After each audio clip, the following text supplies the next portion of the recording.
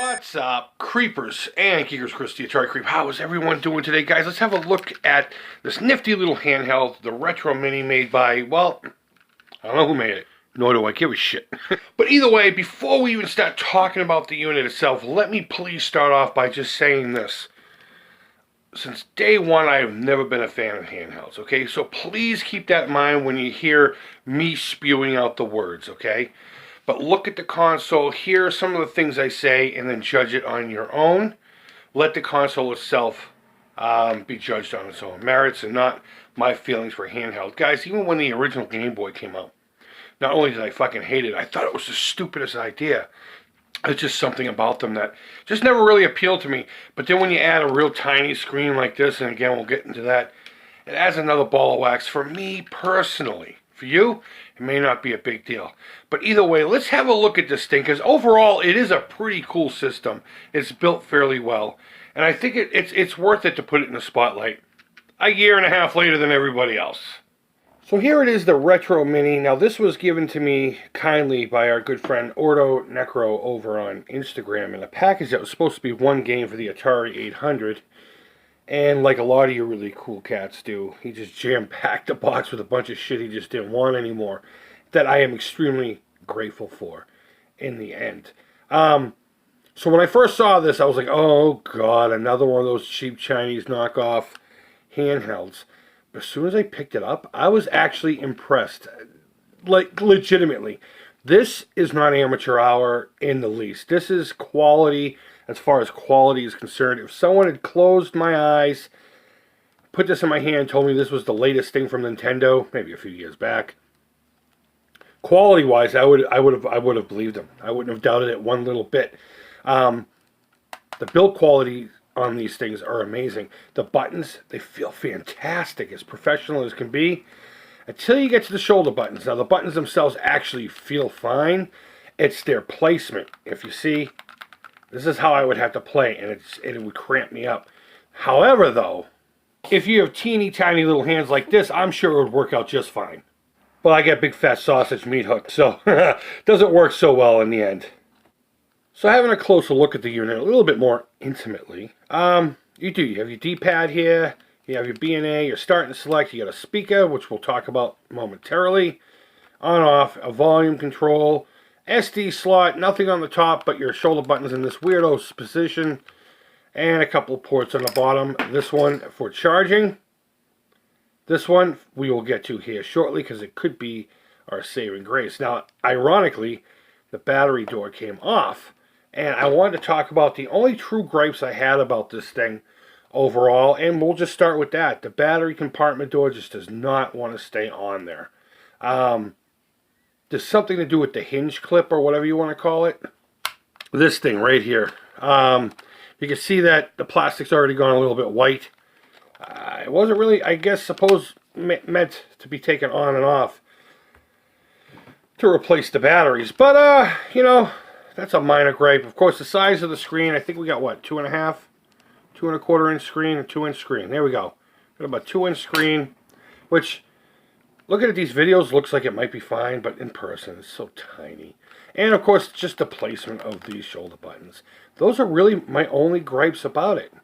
Since we're there, let's talk about the battery life itself. I got about 2.5 to 3 hours on my battery full charge.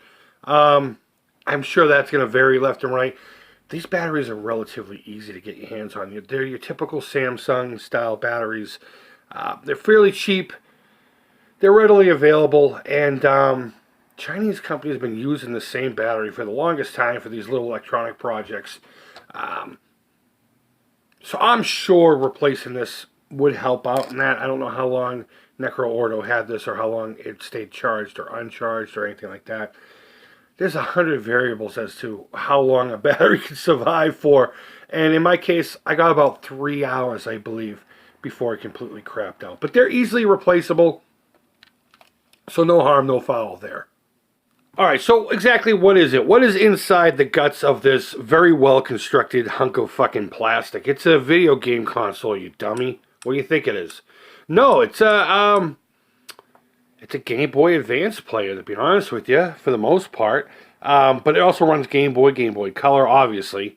NES, SNES, and the Genesis. And all of it, it does fairly well. Of course, Genesis sounds, because the emulation for Genesis isn't really up to par.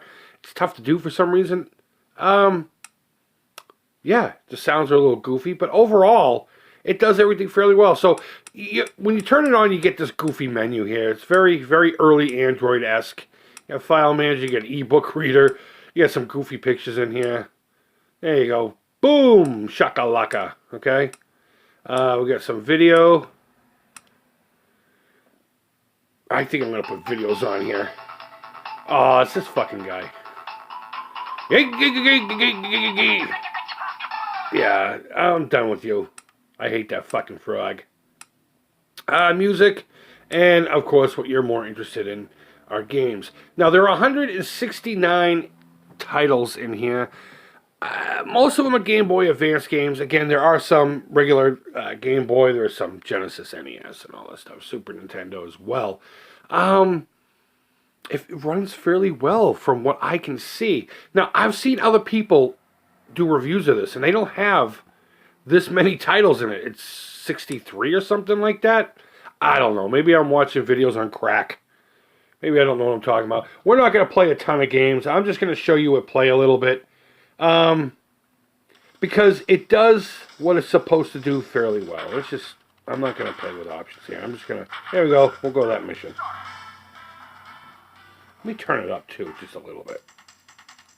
There we go.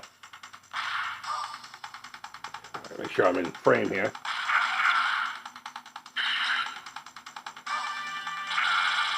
Just run this fucker over. Kill you. Oh shit. Just gonna kill everything. So, it works fairly well. It also has save states. Let me try to get to, say, like a Genesis title, so you can get an idea of the differences here. You know, we have Mario Kart. Mario Kart's fun. Let's do that first. But it looks fine to me.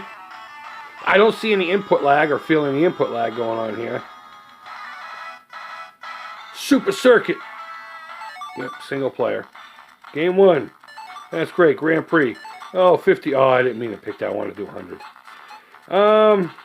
Let's be the Kong of Donk.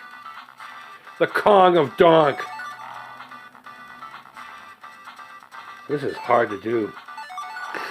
This is hard to do like this.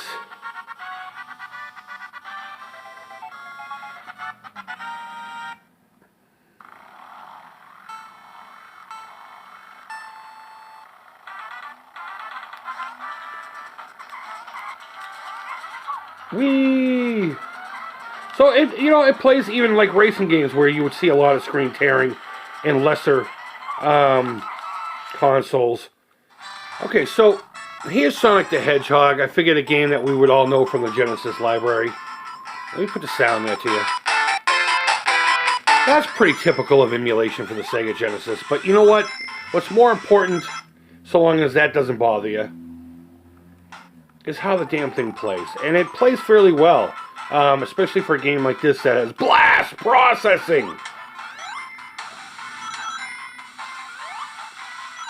Oh shit.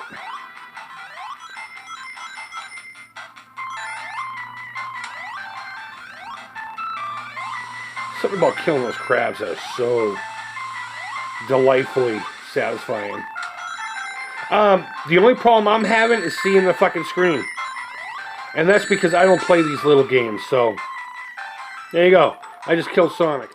So, final thoughts on the Retro Mini by whoever the fuck made the Retro Mini. I think it's fantastic. I think it's a great unit. It's built extremely well. It feels as professional as anything that you would get from Nintendo. And I think a lot of people would have been or are happy with this thing if they can get past this tiny little screen. If I had one feature gripe, one hang up on this thing, I do know that the updated version of this with the 4 buttons and a larger layout uses an AV out where this headphone jack is. And unfortunately on this model, that's just a headphone jack. I was actually secretly hoping that I could use this nifty little bugger to plug this end into the console and stuff this into my TV, and I could play all these nifty games on a larger screen. But as it were, that would not be the case. So, I don't think this belongs in my collection, though I am extremely and eternally grateful to Orno Necro for including this in that box of goodies. I did have a great time with this, but I believe this belongs in the hands of somebody who will actually use it and enjoy it probably 5 bajillion times more than me, which is probably anybody on the planet, because I hate handheld consoles. So I'm going to give it away to one of you cool motherfuckers. And if you made it this far in the video, hey, thanks so much. You're about to get some insider information, but not the kind that'll get you some federal time. No. I am so damn close to 1,000 subscriptions. Last time I checked, I was probably 12 or 112 away. Are you kidding me? So I've been stuffing a box the past few weeks. A couple of game cartridges, some toys. This is going in there, and I haven't finished. But I've been stuffing a box, and I've been getting it together, and when I hit 1,000 subscriptions, I will make a video, and within that video, you will make a comment, and I'll just use a randomizer thing to pick what comment is going to be the winner, and as long as you're not on another fucking planet somewhere, and it won't cost me $300 to ship the thing to you, this could be yours along with a whole box full of other retro goodies. So keep your eye out for that. Maybe spread the word. I don't ask you to do that often. But let's get me to that 1,000 subscription point, and you could have a chance to own the super duper rad Retro Mini, and I mean that genuinely. So guys, thank you always so much for watching. I really do appreciate it. If you're new here, thank you. Thank you for coming by. It's a shit show, but we all have fun, don't we? Leave your thoughts down below. Do you have one of these? What are your thoughts? Are there any hacks for it? It's a really great unit. And leave feedback. Thumbs up, thumbs down. All feedback to the Creep is positive. Guys, until next time, hope you're doing well. Take care. Creep it real. And bye-bye.